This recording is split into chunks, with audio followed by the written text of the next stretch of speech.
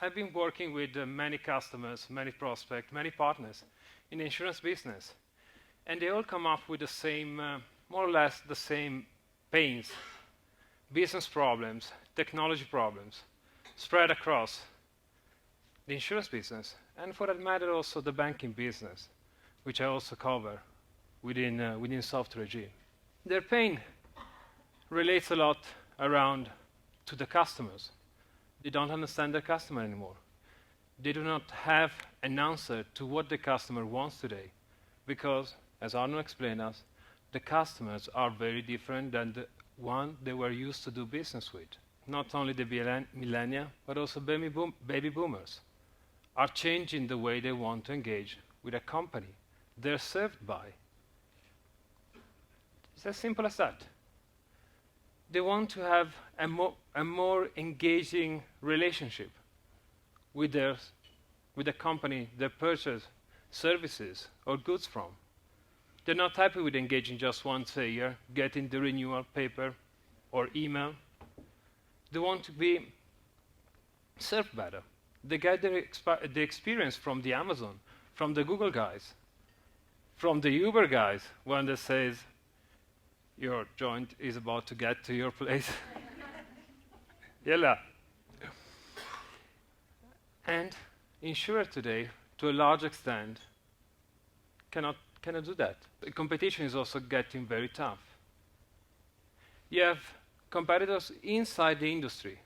We talk a lot about this digital-born insurer. Now I have a question for you. Do you know what is the cost advantage of a digital-born insurer compared to a traditional insurer when it comes to just keeping the lights on for their IT system?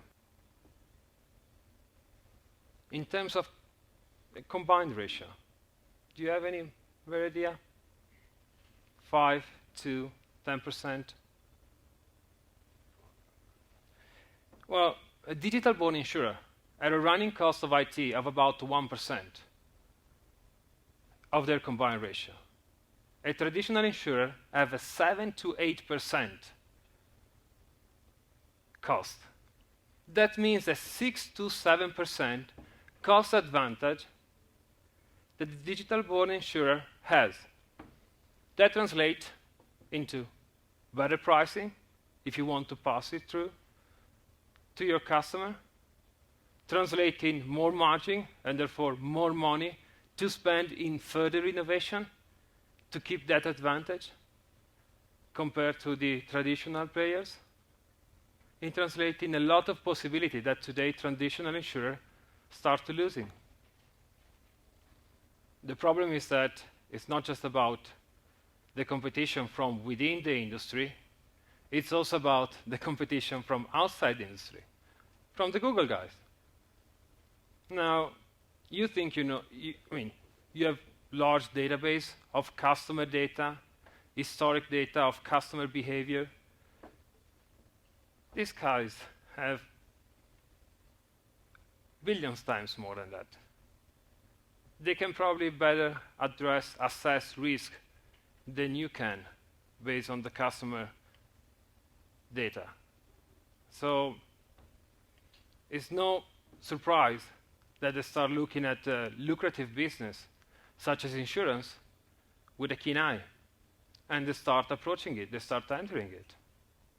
So competition is becoming very, very tough. Regulation is not helping, we know that. It's changing the business model, it's forcing us to change the business model. Because, as Luigi said, now in some countries, broker cannot get a fee, cannot get paid by the insurer anymore. They have to go and get paid by the customers as a consulting fee.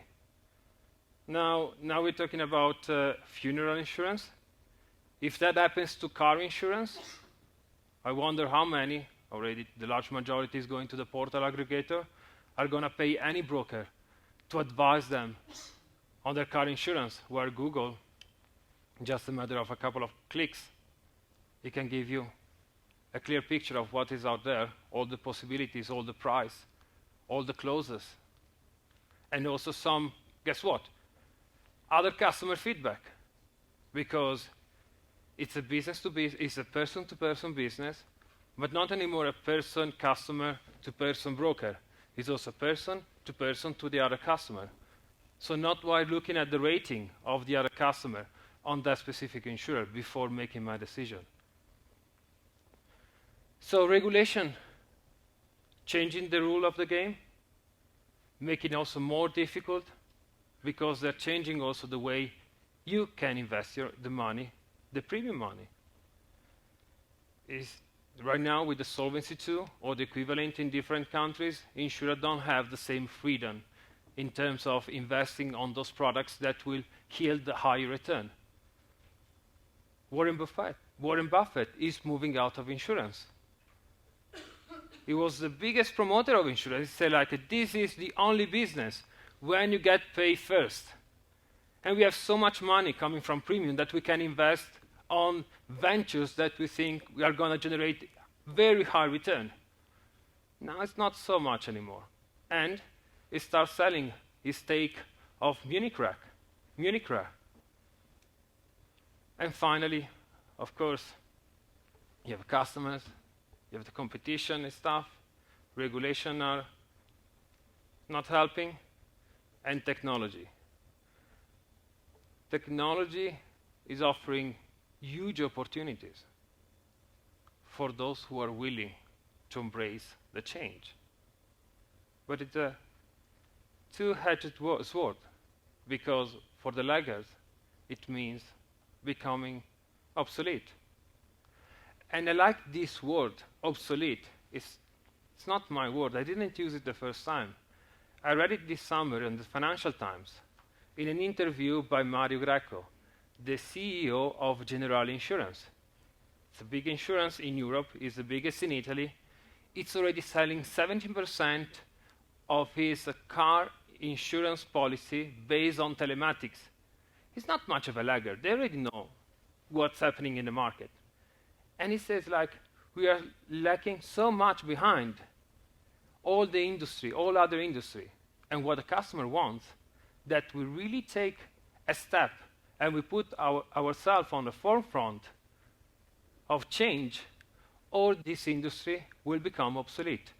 We will become obsolete, not the industry. There will be new players that will take our stage. So, the market is becoming very challenging. Market forces are increasing their pressure. This is also happening in an environment where complexity is exploding. On one hand, you have insurers that have to deal today with a very complex IT landscape made of systems that have been acquired as part of their M&A activities. Insurance has gone through a lot of M&A, a lot of acquisition mergers that resulted in a very complex architecture from IT perspective. I was speaking the other week with an insurer that says it's not like a tier 1, it's a tier 2, so it's like not the biggest insurer. But they went through a number of acquisitions. They have a life and property line, business unit. On their property only, they have 5 different policy admin systems. And they tell me, now we have a problem, because we want to understand more about the customers. We want to obtain that 360 customer view, but we have 5 policy admin systems. We don't know how to extract the data. The data is there, but we don't know how to extract it and make sense out of it. Can you help us with that? And if you start considering that now the information is not only on your system, on your core system, but it's now coming also from external systems, whether these are the social, of course, but also the beacon, like where you're moving with your mobile, Wi-Fi, beacon, also weather forecast. Flooding is a big thing in the UK, right? A lot of insurance are trying to capture that market segment. And of course, We talk about telematics, the black box in the car. Now think about that, they're removing even the barrier of mounting the black box in your car, because there are startups that have developed a similar app that will run on your mobile, so that it basically can track where you drive, how fast you go, without you having a black box installed in your car. That's again data that has to be shuffled to the insurer, who has to make sense of it. And it doesn't have to make sense combining that data together with the core system data in an almost near real-time way. And the result is that it has to provide the result of this process, the output of this process, back to their customer through their engagement point that the customer expected to be delivered. Arnold talked about email, and some guys are like, well, actually the email, the print is too small, I cannot read it, so now they have to send it probably the paper version of the email and the email. So you have like different touch points that the customer expects you to engage them with, and they also expect you to know which touch point is their favorite channel, because actually you should know it. And finally, this data is not just for the customer, but is also for the other stakeholders, your partner, your brokers, regulators. They're not just telling you how you have to run your business, they also tell you that you have to report on how you run your business. To sum it, while this seems to be a very complex and challenging environment, I think it also helps us defining what is the vision of the smart insurer. An insurer that is able to fight back competition, is able to increase the share of wallet with their customers because they start knowing their customer better, because they start selling more product to the customer because they understand their need. It's also increasing their market share because the laggards are sitting behind, and what they're losing in terms of market share is not captured only by the digital board insurer, but also by the traditional insurer that are moving on the forefront of innovation. So when you think about how you would like to see your business run, you're probably thinking about becoming an innovator around product. Again, being able to understand which product today are needed. A cell phone insurance was not in our mind 20 years ago. Now everyone has, or almost everyone, probably those that don't have a corporate phone. Or many other insurance. But being innovators in the product, like the telematics, is not just a matter of creating a product, of course, that's simple, but also getting it out there very quickly. So being able to manage the underwriting process of that product quickly, being able to assess the risk related to that product better. You have also to be an agile company.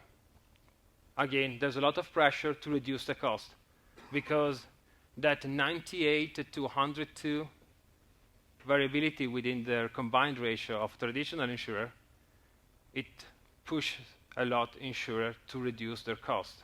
It has to put the cost down. And while putting the cost down, bringing the cost down, it also has to increase agility. The core system that we saw in the previous slide are not meant for that.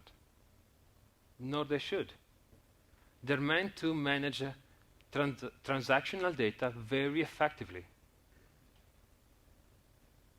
So agility must be embraced, but it has to be embraced at a different level. It has to be an omnichannel promoter. Again, you want to be able to engage with your customer at the contact point, the touch point that expect you to engage on. And we shouldn't be afraid the fact that sometimes a customer starts searching for a policy on his mobile and start entering some data on the mobile and stop the transaction there, then go back to the office and complete the transaction on his desktop, on his laptop, or maybe not only he doesn't finish that, he finishes at home. He's hopping across multiple channels. And the only thing that you really don't want to have is that the same customer have to re-entering all his information in the different touch points as is hop across these different channels. Because the conversion rate, I can tell you, is going to fall. So we shouldn't be afraid of these changes jumping across channel. We should just make it possible, make it seamless for the customers to do so. Because this is, again, what they expect us to do. And finally, you should be able to manage big data effectively. There's a whole wealth of data out there. Google is showing us how much value you can extract from data. But, to be fair, it's our data. It's our data. I mean, it's our customer data. We should know the customer even better, because they've been like in a relationship with them for years, decades, and we don't do that. They just manage the public data of the customers. We have the private data of the customer. They have the public data of the customer, and they do a much better work than what we do, knowing also the private data. So something has to be done on that regard too. So it's not a matter of if. The business is evolving. You have to change the business. Again, you don't want to become like what Mario Greco said, an obsolete business.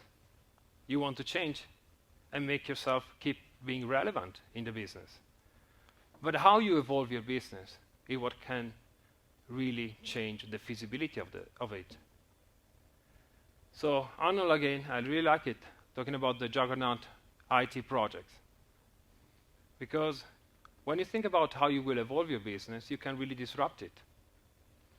Kind of freezing it and really changing it completely. From scratch. Changing the core system, changing the front end, changing everything.